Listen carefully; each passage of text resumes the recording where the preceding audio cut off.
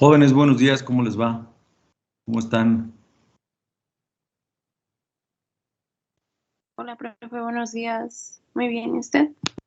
Bien, también, todo bien, gracias. Bien, son 21, voy a esperar otro minuto, a que se unan más.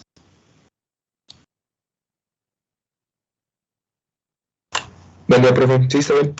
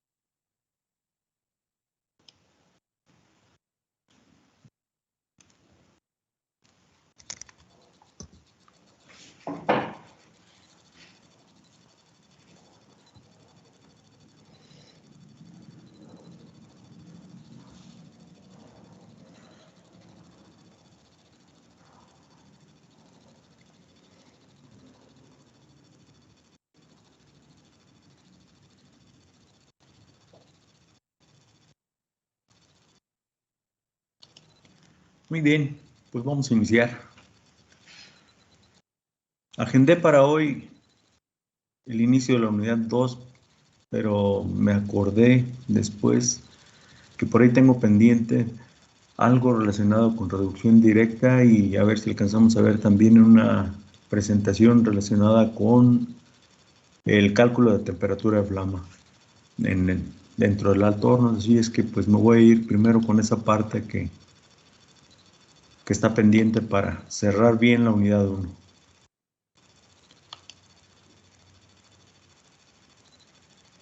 Y voy a empezar por aquí. Ya hemos revisado en qué consisten los procesos de reducción directa. Voy a empezar por esta diapositiva y rápidamente lo voy a avanzar. Esto no es más que un esquema en donde se muestra las dos secciones de aquellos procesos de reducción directa que utilizan como agente reductor una mezcla gaseosa. La sección de generadora de gas reductor, que está aquí dibujadita en rojo, en donde sabemos que se mete un energético, generalmente puede ser gas natural. El gas natural contiene principalmente metano y se puede utilizar algún elemento oxidante. Se va a hablar de los más principales o los más comunes, que sería utilizar vapor de agua o dióxido de carbono. En esta sección se lleva a cabo la reformación, es decir, sucede la reformación, sucede la transformación principalmente del metano, si es el componente que se encuentra en mayor cantidad en el gas natural. El metano se convierte en monóxido de carbono e hidrógeno. Y de ahí pasa a la sección de reducción. Eso ya lo estudiamos. Y aquí está algo de lo que comentaba. El gas natural contiene principalmente metano, ¿sí? Aquí está del 95 al 98%, y algunas otras cantidades de otros hidrocarburos, pequeñas cantidades de etano, propano, butano, algo de dióxido de carbono y nitrógeno. Se va a utilizar vapor de agua, como se dijo, y aquí está la reacción. El metano, si es el principal componente del gas natural, se pone en contacto con vapor de agua y se convierte en CO e hidrógeno gaseoso. Y ya de esta manera, esto es el principal agente reductor. Pero hay otra reacción a la que le han llamado escurrimiento de vapor de agua.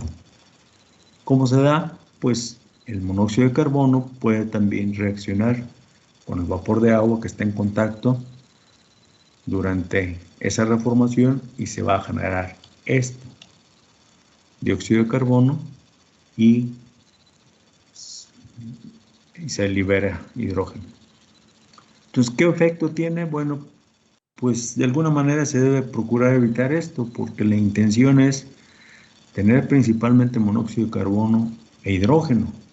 Y el dióxido de carbono, pues es un oxidante, no es un reductor. Así es que se debe de tratar de evitar. ¿Cómo se consigue esto? Pues controlando la temperatura a la que sucede la reformación. ¿Sí? Por eso, a temperaturas mayores de 750 grados, se puede tener ese control. Pero además, recuerden que se había platicado de que esta reacción sucede, la de reformación, en presencia de un catalizador. Y en este caso el catalizador es níquel cerámico. ¿Sí? Entonces, de esa manera, con el control de la temperatura y en algunos casos también para evitar ciertos problemas, pues se va un poco más allá de la estequiometría de la reacción. Cuando decimos o leemos estequiometría de la reacción, consiste en lo siguiente: una molécula de metano se pone en contacto con una molécula de vapor de agua, genera una molécula de monóxido de carbono y 3 moléculas de hidrógeno gaseoso. La reacción está balanceada. La estequiometría de la reacción es esta. Pero si en lugar de 1 a 1 la relación es 1.5 o a veces hasta 2 del agente oxidante, en este caso de vapor de agua, ya se sale de la estequiometría. En algunos casos, como el proceso HIL, que utiliza justamente vapor de agua en su reformador, pues manejan una cantidad un poco mayor de la que marca la estequiometría de la reacción. Y aquí está. El horno es un horno de calentamiento indirecto. Se va a mezclar gas natural con vapor de agua dentro de una red de tuberías. Las tuberías se van a calentar externamente y se da la reacción. Aquí le faltó el oxígeno para el monóxido de carbono. No es carbono, es monóxido de carbono y hidrógeno gaseoso. ¿Sí?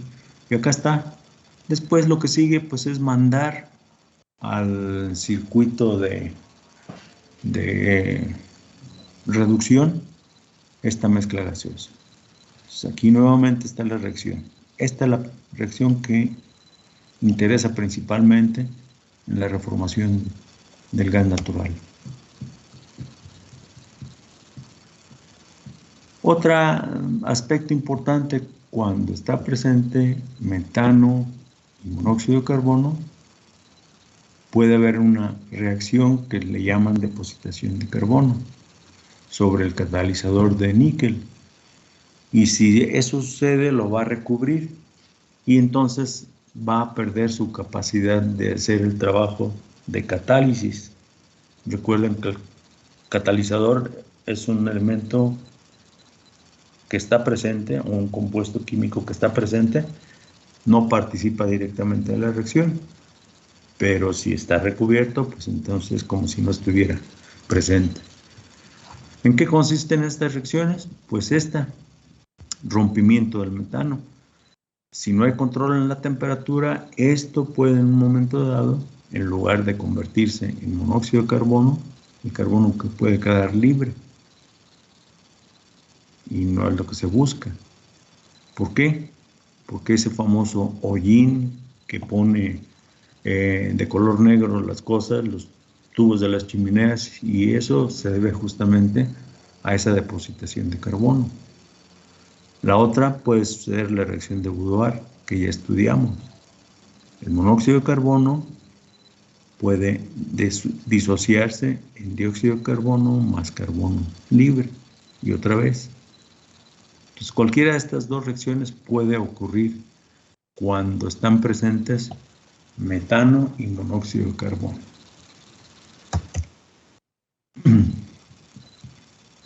Se deben de controlar o, si es posible, evitarse para, como dije hace ratito, que no haya depositación de carbono sobre la superficie del catalizador y entonces que no se disminuya la eficiencia del reformador. a esa parte de depositación de carbono le llaman como envenenamiento del reactor, simplemente por el hecho de que se recubre con, el catalizador se recubre con carbono. De acuerdo a las temperaturas de operación en los reformadores, se considera que la reacción de Boudard es el mecanismo más propicio para dañar el catalizador.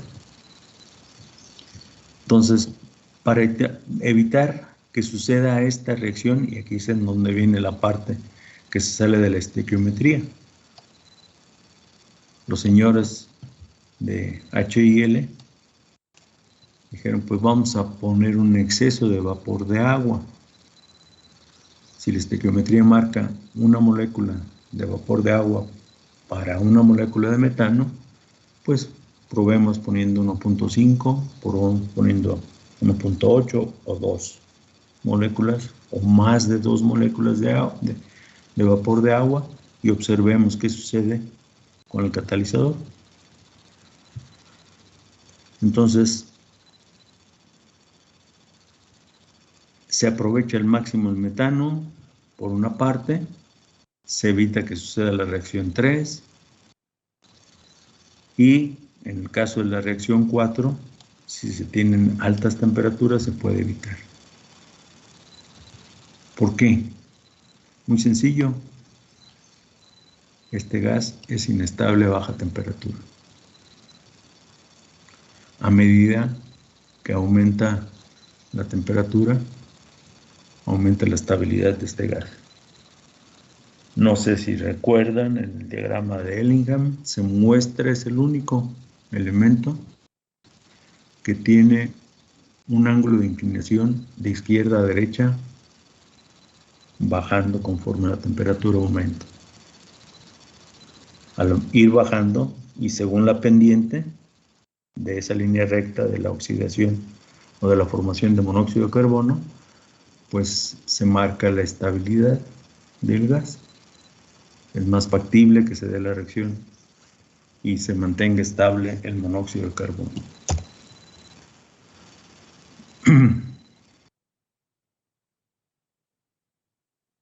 Aquí está la parte que había comentado hace ratito. La reacción marca esto. Para cada mol de metano se requiere un mol de vapor, pero se pueden introducir de 2 y hasta 2.5 moles y la temperatura debe andar alrededor de 850 grados. Y de esta manera se evita el envenenamiento del reformador o la depositación de carbono en el catalizador de níquel cerámica.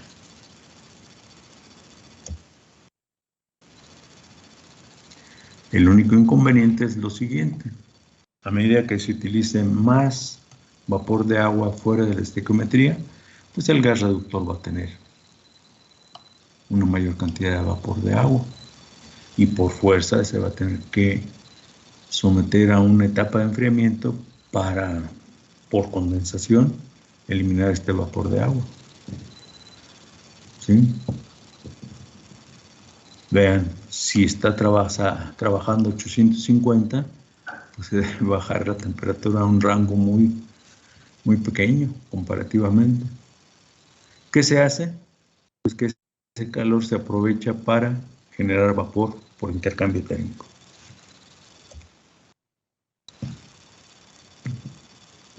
Entonces, cuando se lleva a cabo la reformación catalítica, debe haber una relación entre hidrógeno y monóxido de carbono de 3 a 5. Y estas condiciones operativas son las más convenientes para tener éxito no solamente en la reformación del gas, sino también en el aprovechamiento del poder reductor en la sección de reducción. ¿Y por qué? Pues aquí hay una consideración importante. El hidrógeno es 5 veces más reactivo que el monóxido de carbono. Tiene más movilidad. Tiene mayor difusividad, podríamos decirlo. Y es algo muy sencillo.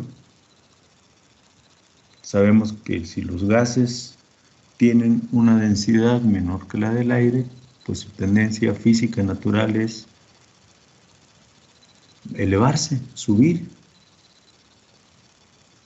Y si estamos comparando al hidrógeno con el monóxido de carbono y nos vamos a revisar el peso molecular de una molécula de hidrógeno comparada con el peso molecular de una molécula de monóxido de carbono, pues vemos que es mucho más ligero el hidrógeno.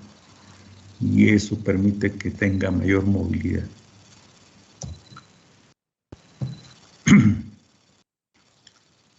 Otros procesos utilizan dióxido de carbono y la reacción se puede representar de esta manera.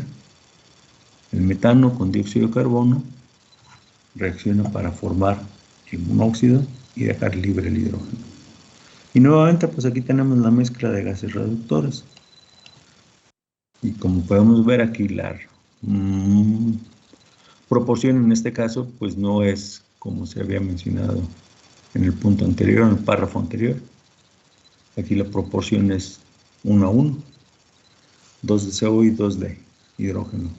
Sin embargo, bueno, el proceso Midrex utiliza la reformación del metano que está en el gas natural con dióxido de carbono. Y justamente aquí podemos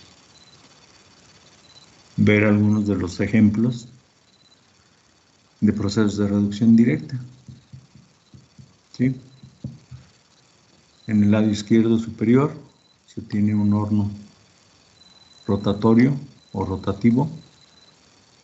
En el lado derecho se tiene el proceso Midrex, que utiliza gas natural reformado con dióxido de carbono.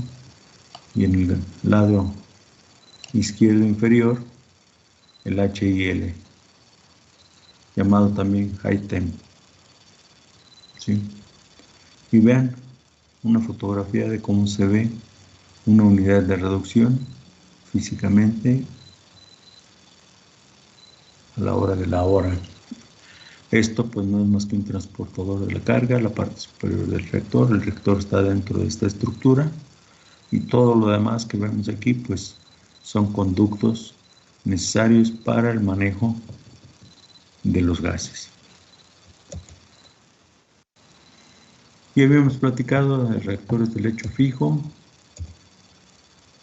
el HIL 1 con unidades de reducción, el esquemita del proceso de reformación, y aquí está la composición química. Hace ratito hablaba que se utiliza una cantidad excedente de lo que marca la estequiometría de vapor para evitar las reacciones de envenenamiento del catalizador, pues va a haber la posibilidad de que se dé parte del carbono se queme a CO2, ¿sí? Y algo del metano en el gas natural que no alcanza a reformarse. Pero bueno, esta es la composición química y aquí tenemos 75% de hidrógeno y 14% de CO. Si hacemos una división de esos dos valores, pues estaremos dentro de la relación que nos indicaba el párrafo anterior. 75 sobre 14 es 5.35. ¿Sí? O sea, hay 5 partes o 5 volúmenes de hidrógeno por un volumen de monóxido de carbono con esa composición química.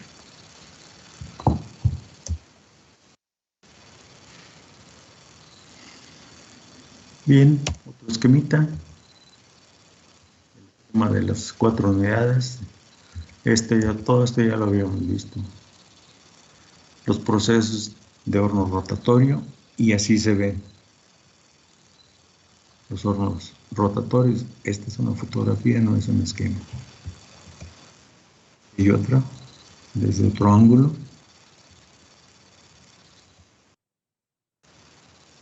Los procesos de lecho fluidizado que habíamos revisado, el HIB, el FIOR,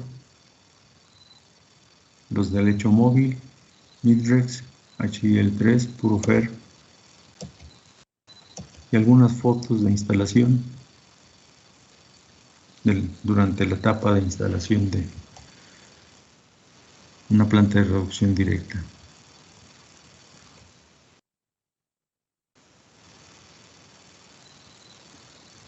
El Mitrex consta de un horno vertical de lecho móvil con 3 zonas bien definidas: zona de reducción, zona isobárica y zona de enfriamiento. Su reformador es estequiométrico, hace ratito lo vimos. Contiene 2 circuitos de gas separados, uno llamado superior y otro inferior. Y la reformación del gas natural sucede con dióxido de carbono. Y aquí están. Zona de reducción, zona isobárica y zona de enfriamiento. Y aquí, a diferencia de la HIL, este no utiliza calentador de gases. Pues no. El gas reformado no lleva vapor de agua. En el HIL se utiliza, fuera de la estequiometría, una cantidad mayor de vapor de agua para evitar el envenenamiento del catalizador. Aquí se utiliza dióxido de carbono como el oxidante que propicia la reformación del gas natural a monóxido de carbono e hidrógeno libre. Por lo tanto, pues sale caliente y se mete directamente, ¿sí? Se mete directamente a la zona de reducción. Vean, hay una zona de precalentamiento y si se quiere ser un poquito más detallado, las 3 zonas principales son las que se dijeron: zona de reducción, que corresponde a esta, la zona de transición o zona isobárica y la zona de enfriamiento. Pero aquí es la zona de precalentamiento. Y claro, esto es desde el punto de vista metalúrgico, y ya lo otro es desde el punto de vista operativo, la zona de descarga.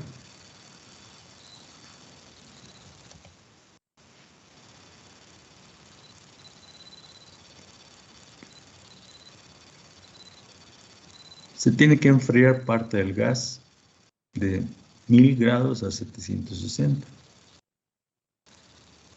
¿Sí? Y eso se consigue pues mezclándolo con algo del mismo gas reductor que está a menor temperatura. Aquí hay unas características importantes. La metalización es del 92%, recuerden el grado de metalización, porcentaje de fierro metálico dividido entre fierro total. El fierro total es el fierro metálico más fierro que todavía se encuentra en forma de óxido. Y contiene carbono de 1 a 1.2%. Bien, esto también ya lo estuvimos revisando. No son más que otra vez en alguna planta, no sé decirles exactamente en dónde, que se instaló el proceso HIL3.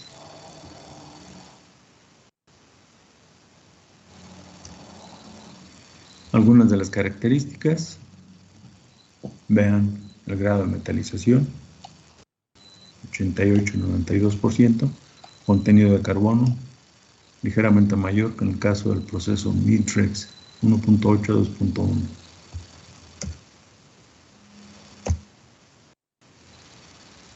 El gas reformado, aquí manejan 74 y 13, como que le bajaron un 1% a cada uno de los dos gases. Recuerden que, bueno, eso es variable, va a depender de aspectos operativos. Va a depender también tal vez del envenenamiento del catalizador y que pueda en algún momento dado no estar dando exactamente lo deseado en las partes proporcionales.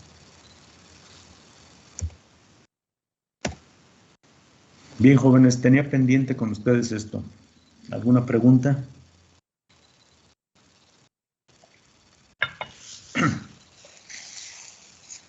Las reacciones de reducción, pues ya las conocemos, las revisamos en el proceso alto horno, son las mismas, van a estar sucediendo por etapas también durante el tiempo que dure la reducción.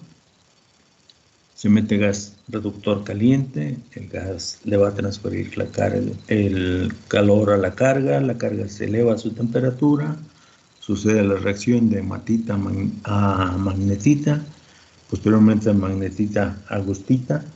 La gustita va a permanecer en ese estado durante el tiempo en que tarda en elevarse su temperatura para que se convierta en fierro metálico posteriormente.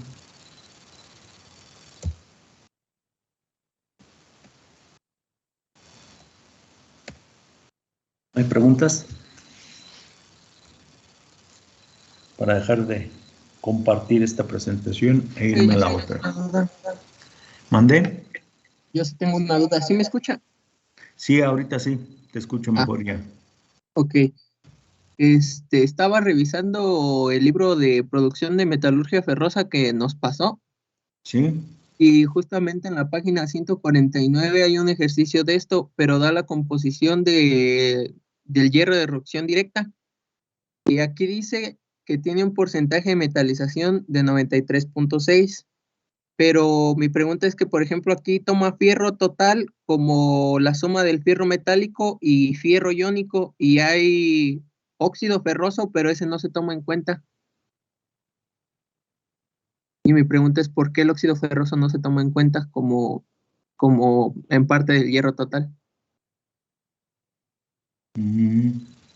Necesitaría ubicarme, ahorita tú tienes abierto el libro, necesitaría ubicarme exactamente en esa página para revisarlo, pero es muy sencillo, no sé si por ahí hay alguna explicación. Para esa relación de porcentaje de metalizaciones, pues por análisis químico determinar cómo se encuentra el fierro, la mayor cantidad de fierro, si está ya reducido, y lo que no está reducido pues va a encontrarse combinado químicamente con oxígeno todavía, puede ser que esté en forma de óxido ferroso, o puede ser que esté, si está como, ¿cómo dijiste? Fierro iónico. Sí, con valencia más 2. Ah, Más más 2. 2. Mire, profe, mandé una captura aquí en el chat, por si gusta verla. Ah, ok. Nada más que necesito dejar de compartir esto.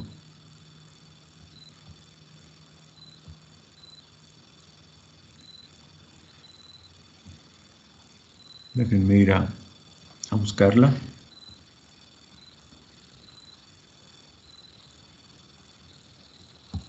En el chat. En el chat de la reunión. Sí, de aquí de la reunión. Ok.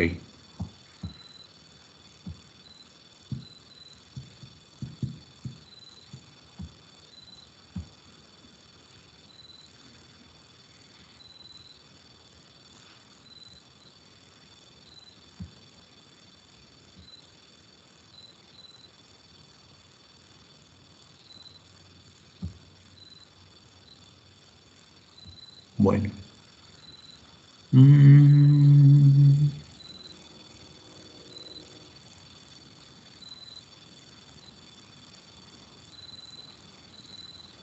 Pues posiblemente fue para algún error, pero mira, este fierro más 2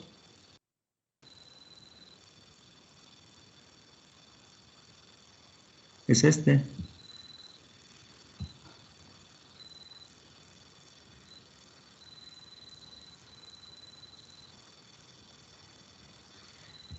Está tomando en cuenta fierro metálico y está tomando en cuenta el fierro más 2.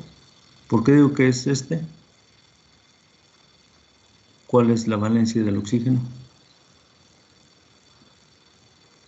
Menos 2. Ok. Entonces el fierro que no se redujo está en iones más 2, pero está combinado con el oxígeno. ¿Ya sumaste, tomaste en cuenta esto? ¿Y es el fierro total? Ah, ya. ¿Sí? Sí, profe, ya quedó. Muchas gracias. A ver, permíteme tantito, déjame. ¿Cómo le hago? A ver, a ver, a ver. Es que quiero compartirlo para que pues el resto de los compañeros estudiantes lo escuchen. Ah, pues ahí donde dice compartir, profe, nada más denle en Sí. donde dice pantalla completa para Ujú. que aparezca ahí lo que usted está viendo. Pantalla.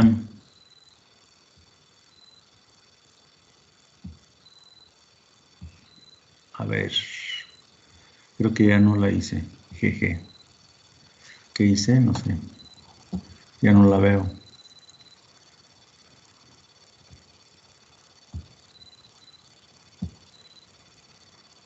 ¿Se ve?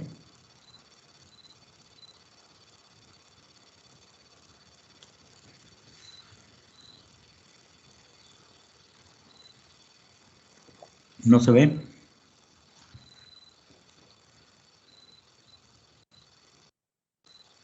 No, profe, yo no veo nada. No, no se ve.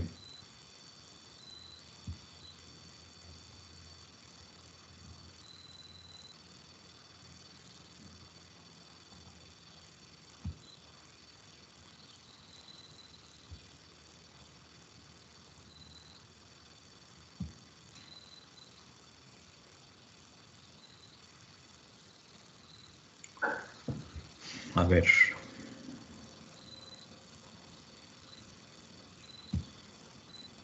No, ya.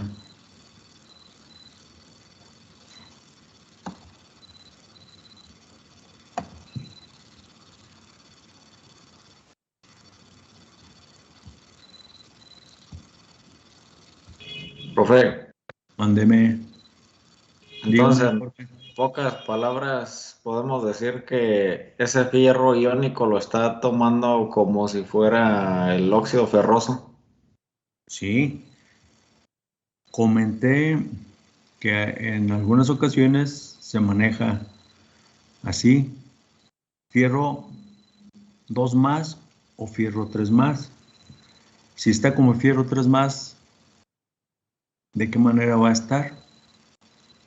Va a estar como óxido férrico, Fe2 o 3, ¿sí? Si sumas 92, 57, 62, te da la cantidad de 93, de fierro total 92, 50, digo, perdón, sumas 86.58, que es el fierro metálico, perdón, y 762, que es el fierro en forma de óxido ferroso, te da 92.50 fierro total. No es que no se esté tomando en cuenta, simplemente se está haciendo notar en qué forma se encuentra como óxido ferroso. No la pude compartir, perdón. Pero repite la página, por favor, Jesús, Claro que sí, profe. para que se Y fijen los compañeros. Ahí remarcaste esa parte. Pero sí, es- así es. si se meten al libro que mandé el profe, aquí si lo buscan con el número de página que trae aquí en la aplicación, es la página 149 y del libro la marca como 140. Ah, ok.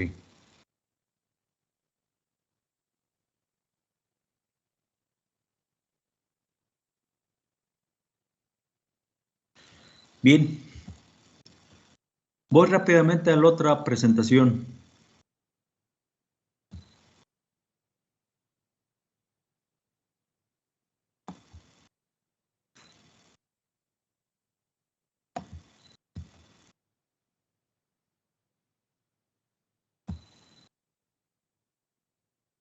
¿Se ve?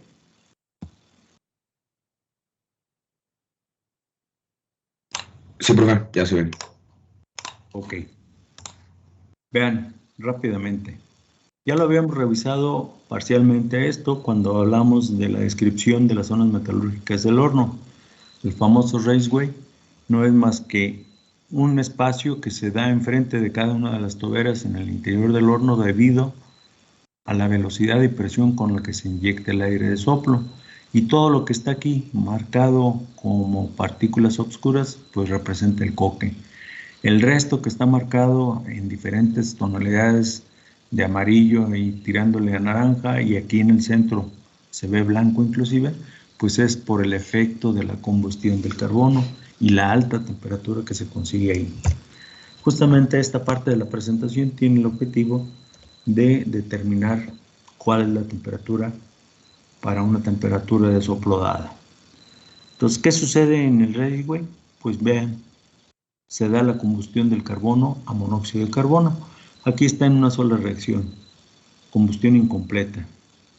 Un carbono reacciona con media molécula de oxígeno gaseoso para darnos monóxido de carbono. ¿Sí? Si se introduce vapor de agua, pues puede haber la presencia de hidrógeno libre. Cuando pues, no se introduzca, definitivamente no lo habrá y serían solamente monóxido de carbono y nitrógeno. Pero no está escrita, pero recuerden que sucede cuando se inyecta vapor de agua, se da la descomposición de ese vapor de agua por la alta temperatura que se consigue aquí. Aquí está señalándose 2200 grados Celsius. Creo que les había platicado acerca de una fotografía de las toberas y no la habíamos llegado a ver completamente. Estas son toberas, son piezas de cobre electrolítico huecas. En este caso es una pieza de 2 secciones. Cuando detectan que se quema la punta de la tobera, que esta es la parte que va a quedar por dentro, pues entonces se corta el suministro de agua a esta sección para evitar que se meta una cantidad exagerada de agua. Y vean, aquí está señalado muy claramente la parte que queda dentro del horno. Y pues así luce un alto horno, ¿sí? Así luce un alto horno por fuera. Aquí hay un andamio para andar revisando a través de las mirillas. En este punto hay mirillas en cada una de las toberas para ver qué sucede en el interior. Habíamos visto esta foto, por aquí están algunos individuos agarrando ahí una barra o un tubo para quemar un posible tapón de material sólido. Y vean, por medio de este carro montacarga, pues se lleva la tobera para hacer el cambio. Esta es una fotografía cercana al interior del horno.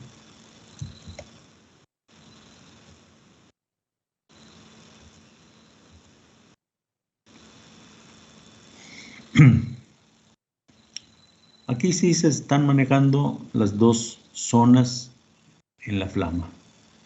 Hay una zona oxidante en donde se genera dióxido de carbono y una zona reductora en donde el dióxido de carbono reacciona con el carbono del coque y forma el monóxido de carbono, de acuerdo a la reacción de Boudoir, ¿sí? Y así se vería.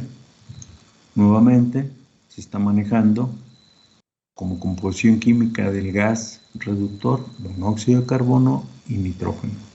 Estamos hablando del alto horno, no se me confundan con lo que acabamos de revisar de reducción directa. Y aquí entre paréntesis el hidrógeno libre en caso de que se esté utilizando vapor de agua. Frente de gases reductores. Se considera la reacción de combustión como la que vimos hace ratito. Carbono con una media molécula de oxígeno gaseoso más 1.88 de molécula de nitrógeno igual a CO más el nitrógeno. Como aquí está anotado el nitrógeno, no se les olvide, lo que se está metiendo es aire y el aire pues está compuesto de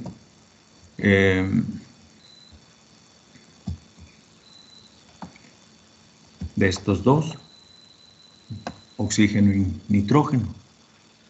¿Y por qué un 88? Si nos vamos a la composición química del aire, tenemos 79% de nitrógeno y dividimos entre 21% de oxígeno. Si tienen a la mano una calculadora van a encontrar que son 3.76. Dividen eso entre 2 y es 1.88. Este es el valor. ¿Por qué dividido entre 2?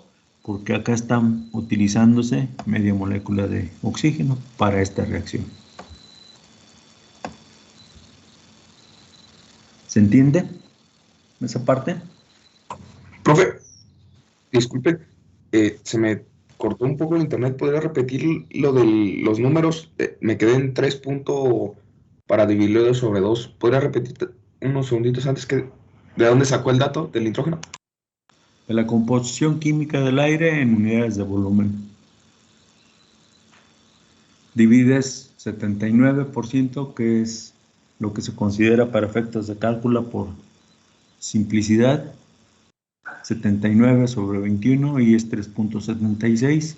Como se está utilizando media molécula de oxígeno, entonces las partes proporcionales, aquí sería media molécula de oxígeno, entonces sería la mitad de la parte proporcional de nitrógeno que lleva el aire.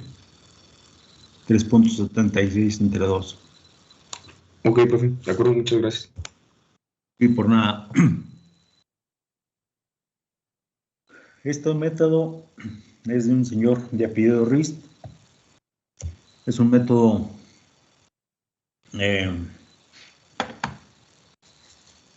gráfico principalmente, con una parte de análisis, pero es una combinación de método analítico y gráfico. Se deben tomar en cuenta las siguientes consideraciones. Esto, pues lo acabamos de platicar. La combustión del carbono se lleva a cabo en la zona de toberas, dentro del alto horno, al entrar en contacto el oxígeno del aire con el carbono del coque. El coque es el único de los materiales de carga que llega a la zona de combustión en estado sólido, recuerden eso.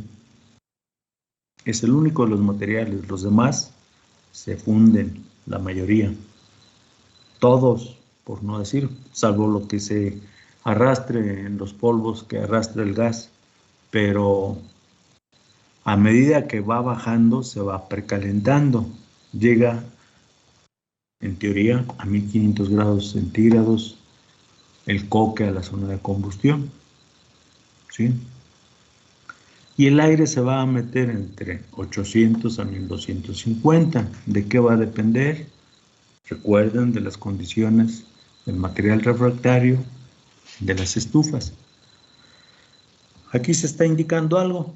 Calcular la temperatura de flama para una temperatura de coque de 1500 grados, de acuerdo a esto, ¿sí? Y una temperatura de soplo de 1000 grados Celsius. La TB es por las siglas en inglés, sería la temperatura del soplo. La B es por blast, soplo. Podríamos cambiar y ponerle TS, ¿verdad? Pero no se me vayan a confundir, por favor, si dicen, bueno, ¿qué significa TB? Temperatura de soplo por blast, término en inglés. Se tiene que hacer un balance de calor. ¿Cómo se hace un balance de calor? Pues considerar todas aquellas aportaciones. Sería el contenido calorífico del aire precalentado a 1000 grados. Hay que calcularlo. Calor de combustión a 298. O sea, en condiciones estándar. Hay que buscar en una tabla ese calor de combustión. Y el contenido calorífico del carbono de coque a 1500 grados, que es como llega a la zona de combustión. Luego, salidas, calor sensible de los productos de combustión a la temperatura de flama. Ojo, del frente de combustión. No estamos hablando en este momento de calor sensible del gas producto del alto horno. Estamos hablando de esta zona, aquí, ¿sí? Del frente de gases reductores.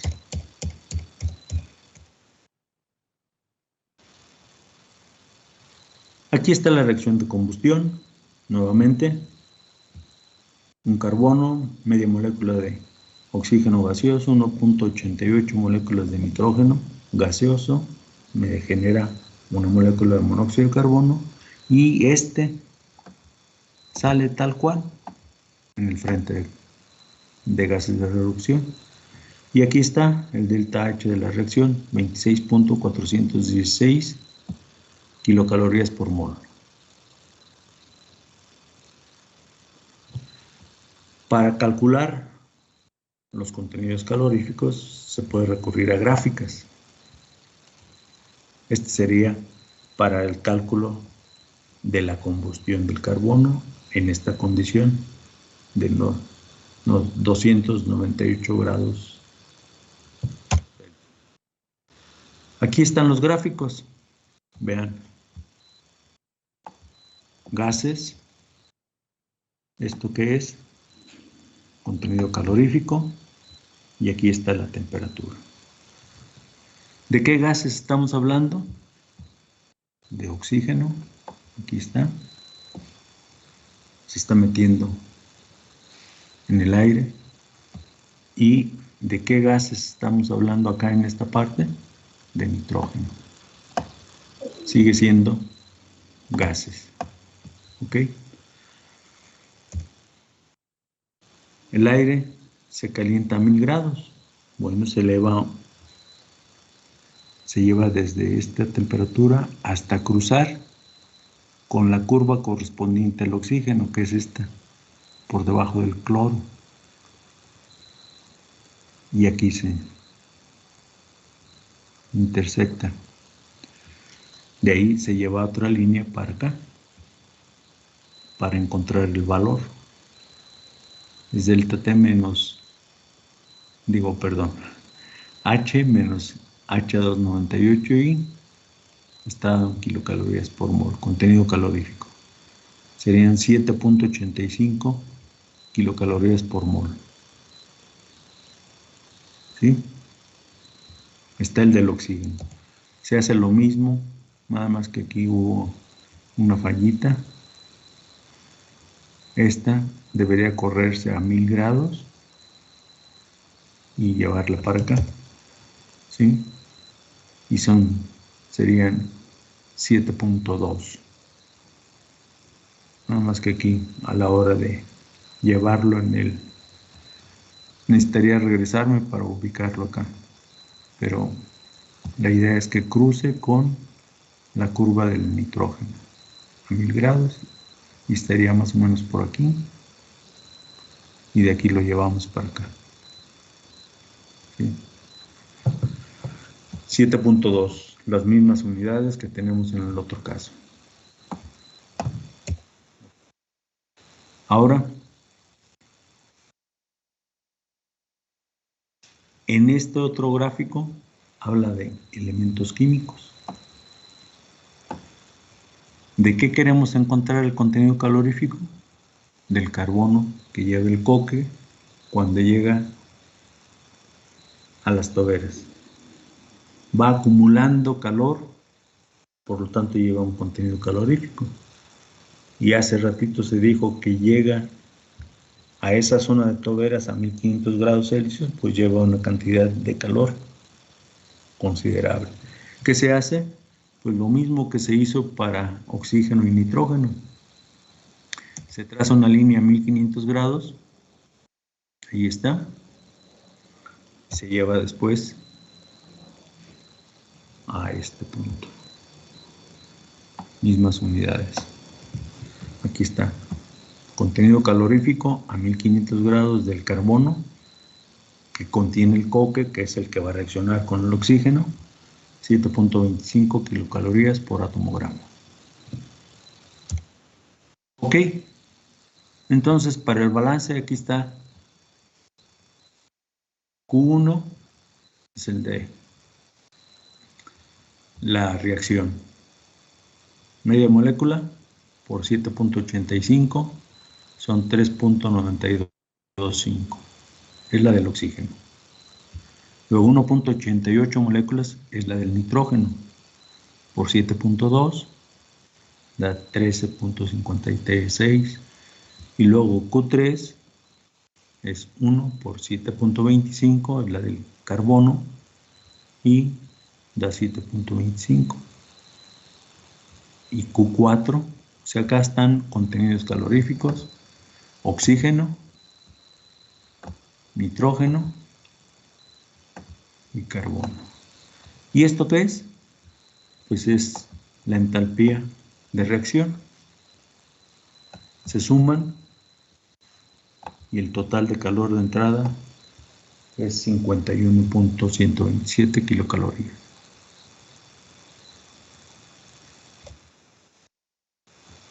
Como dijimos que se iba a hacer un balance, aquí están: calores de entrada del oxígeno, del nitrógeno, del carbono 1500 y la entalpía de la reacción 26.416, 51, 127, aquí está la suma. Este calor de entrada debe ser igual al calor de salida. El calor de salida es del monóxido de carbono y del nitrógeno. Están marcados como Q5 y Q6. Bien. Aquí está.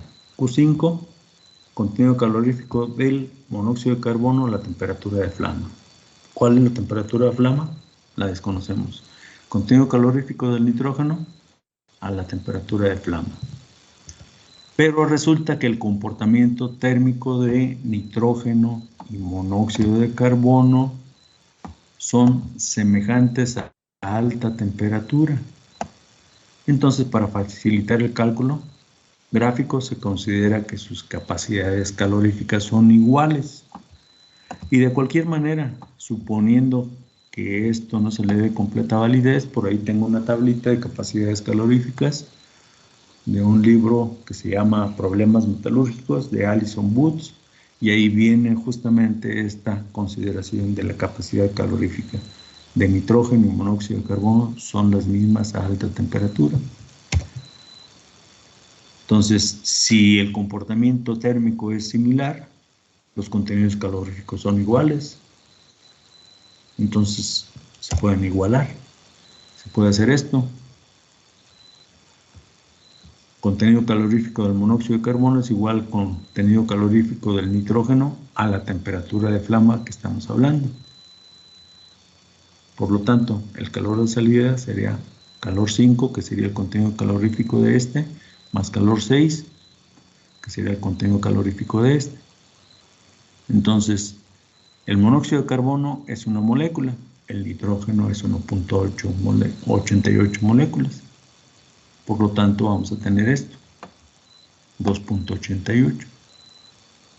¿Sí? Por el balance, el calor de entrada es igual al calor de salida. El calor de entrada son 51.127 kilocalorías por mol.